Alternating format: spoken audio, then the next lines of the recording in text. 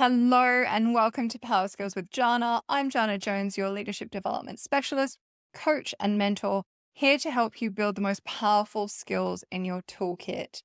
Today, we are diving into a skill that is often talked about but not always fully understood: emotional intelligence, or EQ. Honestly, I'd also have to say that this is perhaps a subheading for a whole plethora of skills rather than a single skill unto itself. Kind of like in the way of goal is often achieved through a whole raft of actions rather than a single task. Emotional intelligence is the ability to recognize, understand, manage, and use emotions effectively for both yourself and for others.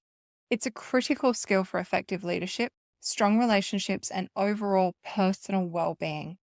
In this episode, we will explore what emotional intelligence is, why it is so crucial for your success, and how you can actively grow your EQ, whether you're looking to enhance your leadership presence, improve your communication, or simply connect better with those around you.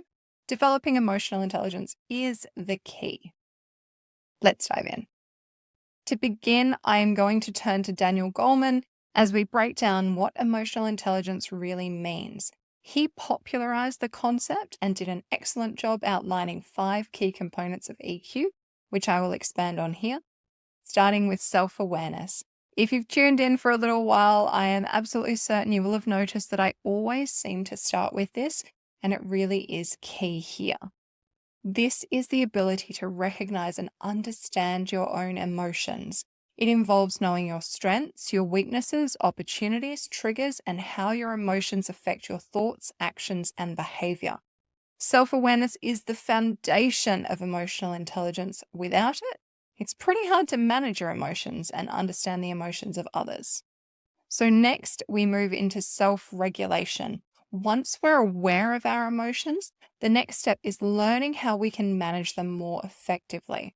Self-regulation is about being able to control your impulses, staying calm under pressure, and responding to situations in a thoughtful rather than reactive manner. All of my coachees will have heard me say this, but it truly is the aim. Respond, don't react. Motivation.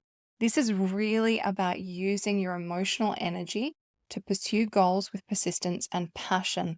It's about staying motivated even when faced with obstacles, by aligning your emotions in the moment with your broader objectives and then persevering.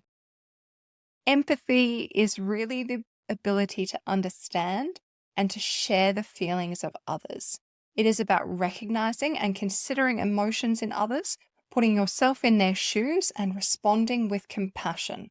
Goodness, when I say it like that, it sounds so much simpler than it actually is, but everyone else is a unique and individual, and just as you are, this is where great complexity then arises, especially in the workplace, because often we're also very busy and under pressure and time poor, and this takes considered effort.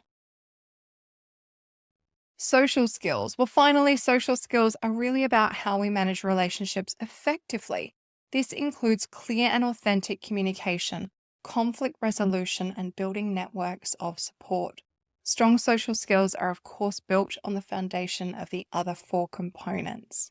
It's perhaps also incredibly important to note that it is not fixed or innate. Emotional intelligence isn't something you're born with or either don't have or have. It's a skill that can be developed and strengthened and refined over time with clear and intentional effort. Now that we've defined emotional intelligence, let's consider why it is so important, especially in leadership. It supports improved relationships. High EQ leads to better relationships, both professionally and personally. When you're able to understand and manage your own emotions, you can empathize with others, and you're far better equipped to build strong and positive connections. Effective leadership. Leaders with high EQ are often more effective because they can navigate the diverse emotional complexities of their teams. They are better at recognizing what motivates others, leveraging their strengths, resolving conflicts, and also creating an environment where people feel heard, valued, and understood. It leads to better decision making. Emotions play such a significant role in decision making that leaders with high EQ are better at managing their emotions, helping them to respond productively, considering the problem rather than just reacting in the moment to the symptoms. This helps with more balanced and thoughtful decisions in the long run. Resilience, because EQ helps you to stay resilient in the face of life's challenges. In understanding and managing your emotions, you are far better equipped to navigate stress and setbacks and difficult situations. Personal well-being. Well, finally, high EQ also contributes to overall well-being. When you can manage your emotions and build positive relationships, you are more likely to experience higher levels of happiness and ultimately fulfillment. So, how can you actively develop your emotional intelligence? Let's get very strategic about how you might start to grow each component of EQ. Our foundation is, of course, self awareness. So, when you start to build this, you might want to begin through practicing mindfulness. Mindfulness is really about paying attention to the present moment, and in this case, your thoughts or emotions in observation without judgment.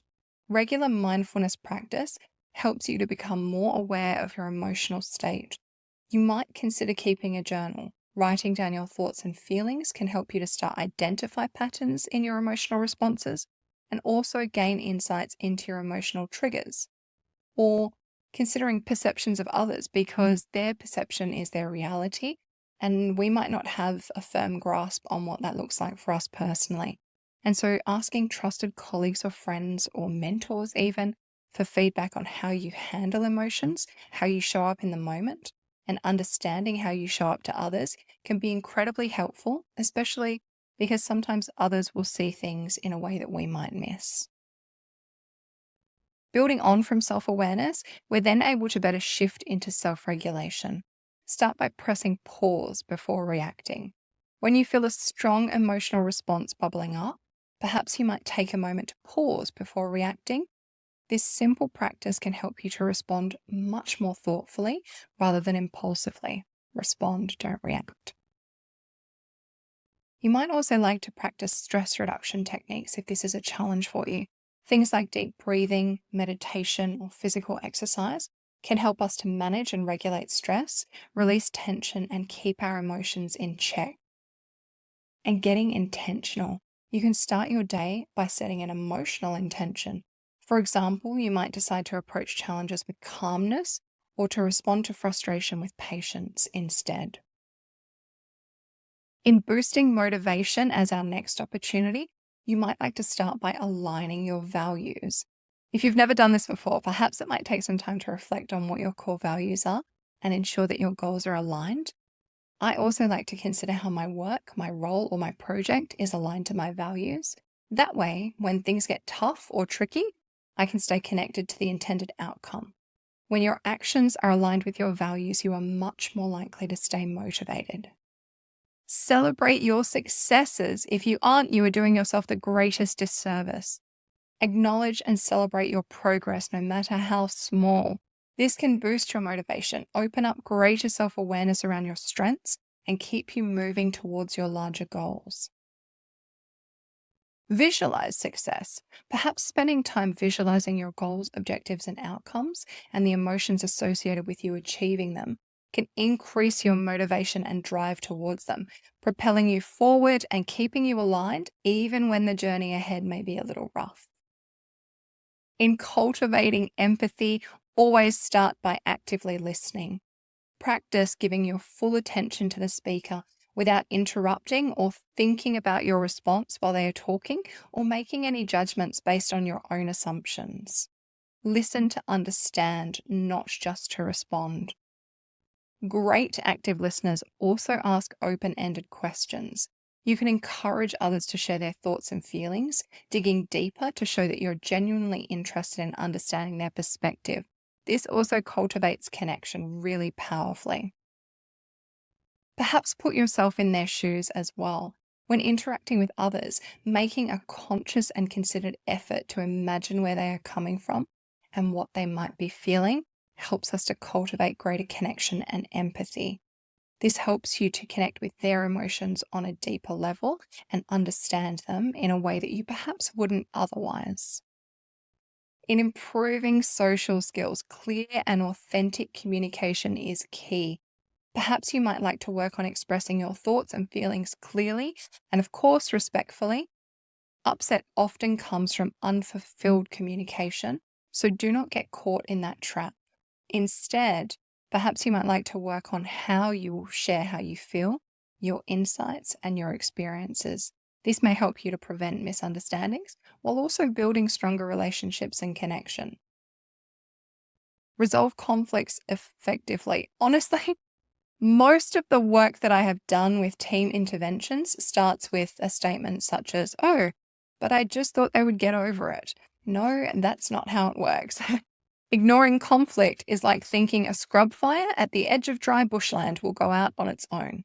Instead, perhaps you might like to start approaching conflicts with a mindset of collaboration rather than competition or annoyance, even. Sometimes people just need to feel heard and listened to as priority one. Then focus on finding solutions that benefit everyone involved. This is absolutely the key. The solution orientation, the focus on what the solution might be in order to move forward.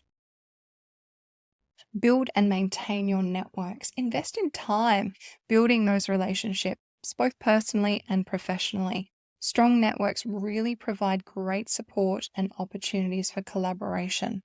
Every morning, I schedule my priorities in a productivity planner. And this actually also includes the people I may need to proactively connect with today. Why? Because no one is an island. We cannot go it alone. Whether personally or professionally, you likely have connections and interdependencies that could be stronger with some time and effort invested. Now, developing emotional intelligence is not always easy, especially if you're starting from a place where these skills have not been a focus for you before. That's also completely understandable. Perhaps you're at the start of your career, or you have been focusing on much stronger emphasis on developing your technical skills in your discipline and chosen work area. So, as you now start to dig deeper into the opportunity to build and grow your emotional intelligence, let's address some of the common challenges that may surface and how you might like to overcome them. Self-awareness, of course, can be tough and at times confronting. If this is the case for you at first, it is perfectly okay to start small.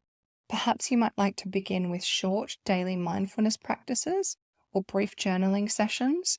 Over time, you will start to build greater awareness of your emotional landscape. If you feel that you're struggling with self-regulation, finding it hard to manage your emotions, perhaps you might try to focus on identifying your triggers. Once you know what it is that sets off certain emotions, you can then start to develop strategies to manage them before they escalate. Empathy can sometimes be slow to surface, especially if we're busy. So if it doesn't come as naturally for you, it is okay to consider how you may instead bring it to the forefront and work on it consciously. Spend some time listening to others without offering advice or solutions. Just actively listen. Ask open questions to help you to understand, and over time, you may find it easier to connect and understand others' emotions.